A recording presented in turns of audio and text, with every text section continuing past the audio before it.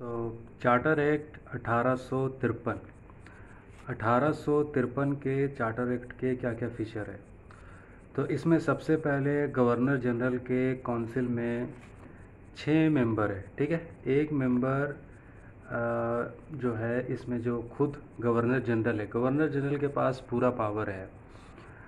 वो काउंसिल का हेड है, ठीक है। जैसे प्रधानमंत्री होता है और उसका कैबिनेट, प्रधानमंत्री कैबिनेट का मुखिया होता है। सेम टू सेम यहाँ पर एक मिनी कैबिनेट यहाँ पे जो है क्रिएट किया गया 1853 में।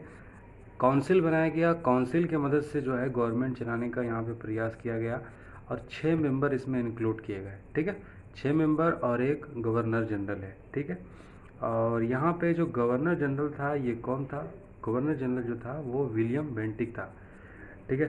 तो ओपन सिविल सर्विस का मतलब जो एग्ज़ाम का जो है ये पूरी तरीके से कर दिया गया कि पहले सिविल सर्विस के एग्ज़ाम 1833 में जो है वो किया गया था कि भारतीयों को भी इंक्लूड किया जाए, लेकिन उसमें बोर्ड ऑफ डायरेक्टर ने ऑब्जेक्शन लगाया कि भारतीयों को बड़े पोस्ट पे नहीं लाना है, तो जिसके वजह से जो है उसको हटा दिया गया था। फिर 1853 में वापस लाया गया।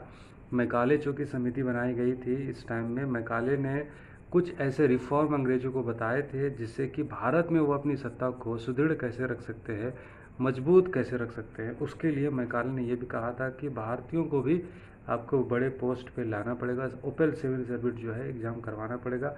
ऐसे माइंड सेट वाले भारतीयों को हमें तैयार करना पड़ेगा जो हमारी सत्ता को स्थापित और कायम रखने में हमारी मदद करे, ठीक है। तो यहाँ पे जो है मैकाले समिति का भी यही एडवाइस था, जिसको लेकर ओपन सिविल सर्विस का एग्ज़ाम भारतीयों के लिए भी खोल दिया गया और यहाँ पे डिक्लेयर कर दिया गया कि अब जो है किसी भी वक्त सत्ता जो है प्रशासन जो है इंग्लैंड जो अपने हाथ में ले सकती है। यानी कि पहली बार 1853 में ये खुल करके जो है कहा गया, इंग्लैंड ने ये साफ कर दिया कि सत्ता जो है किसी भी टाइम, मतलब इंडिया कॉलोनी बन चुकी है, इंग्लैंड की कॉलोनी बन चुकी है, ये एकदम डिक्लेयर कर दिया 1853 के चार्टर एक्ट में, ठीक है। और काउंसिल जो मेंबर, जो 6 मेंबर जो थे, वो मेंबर जो आ रहे चुन करके कहाँ से आ रहे? बंगाल से आ रहे, मद्रास से आ रहे, बम्बई से, आगरा से। ये मेंबर यहाँ से चुन के आ रहे हैं, वहाँ के गवर्नर जो है इनको इलेक्ट करके भेज रहा है, ठीक है। तो ये हो गया 1853 का चार्टर एक्ट। नेक्स्ट है 1858 भारत शासन अधिनियम, जिसको गुड गवर्नेंस भी जो है कहा जाता है, चूँकि 1857 में एक बहुत बड़ी क्रांति हुई थी। क्रांति के वजह से अंग्रेज़ों को ये डर हो गया था कि कहीं सत्ता हमारे हाथ से ना चली जाए, इसी के लिए जो है पूरी तरीके से सत्ता कंपनी से सीधा ब्रिटिश क्राउन के हाथ में चली जाती है, ठीक है। ब्रिटिश क्राउन अपने अंदर पूरी तरीके से डायरेक्ट गवर्न जो है करना शुरू कर देता है। तो यहाँ पे सबसे पहले जो गवर्नर जनरल जो हुआ करता था, गवर्नर जनरल का नाम चेंज कर दिया, अब हो गया गवर्नर जनरल से वाइसराय।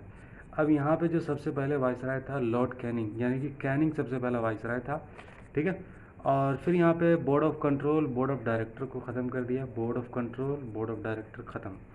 फिर उसके बाद यहाँ पे सचिव का पोस्ट जो है यहाँ पे निकाला गया, यानी कि सचिव जो काम बोर्ड का काम था, बोर्ड ऑफ कंट्रोल का, board of director, board of control का था, वो काम अब सचिव को दे दिया गया। अब सचिव वही काम जो है जो क्राउन को जो है वो सारी एक्टिविटीज़ के बारे में जो है गवर्नर जनरल क्या कर रहा है उसको जो है इन्फॉर्म करने का काम इसको हाथ में चला गया। तो ये था। अब यहाँ पर ये करने का मकसद यही था कि फिर से जो है ऐसी कोई क्रांति ना हो और फिर जो है लंबे समय तक जो है शासन बना रहे, ठीक है। तो ये हमारा कवर हो गया 1773, 1784, 1833, 1853 और ये रहा 1858।